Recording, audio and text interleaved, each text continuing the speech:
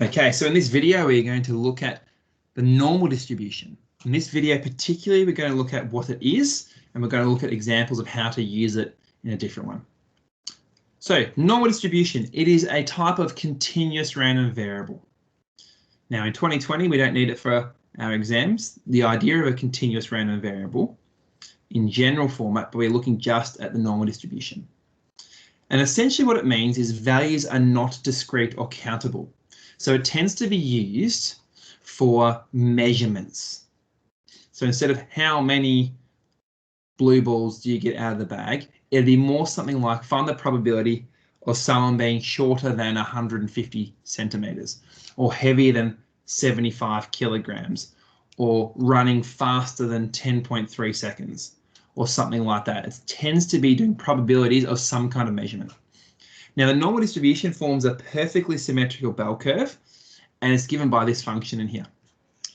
Pretty nasty looking function, but a couple key things in here. One is that this mu is appearing again. Now mu in this case is still the mean. It is no longer calculated by NP. That NP thing only applies to the binomial distribution, but I can use mu, or can see, sorry, mu in here, and I can see the standard deviation in there. Now, this is a function that looks some kind of like a bell curve like this, and I therefore know that this mu is a translation, horizontal translation. If I increase mu, make it more positive, the graph will move to the right. If I decrease mu, the graph moves to the left, like that. The more interesting thing happens when I change the value of sigma. You see, this is the probability distribution. And something that we need to know is that the complete area under this curve, or the area, not under the curve I just drew, under the red curve, is 1. So the total area under here is equal to 1.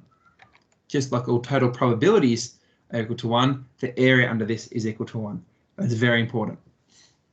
So what it means is, if I'm going to change these values of sigma, something's going to happen to the graph, but in such a way that it keeps the area under it to be 1. So we know this sigma here. That sigma is a dilation factor of 1 over sigma from the x-axis, which means I know that if I increase sigma, if sigma goes up, if that increases, that means the graph is squished down. So this coordinate goes further down.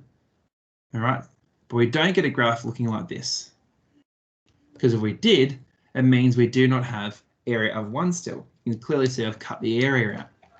So this point does go down.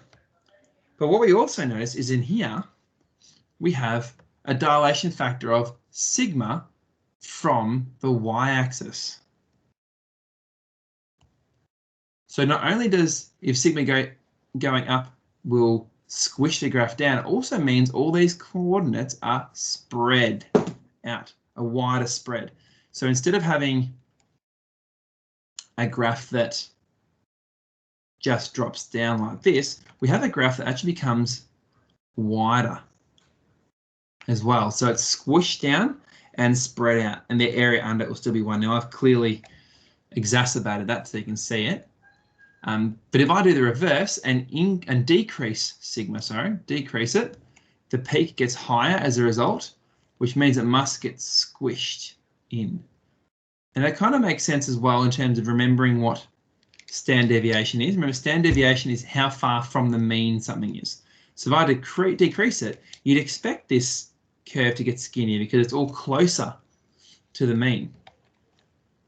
And you'd expect it to drop and become a bit wider if you increase the standard deviation because there's more of a spread. Try to spread it out. To calculate probabilities with stuff, you need to find the area under the curve, which requires you to integrate this formula. So the good news is we do not need to integrate this formula because we have our calculators that has it all pre-programmed for us. And that is what the next video is about. But for now, that is the basics of the normal distribution.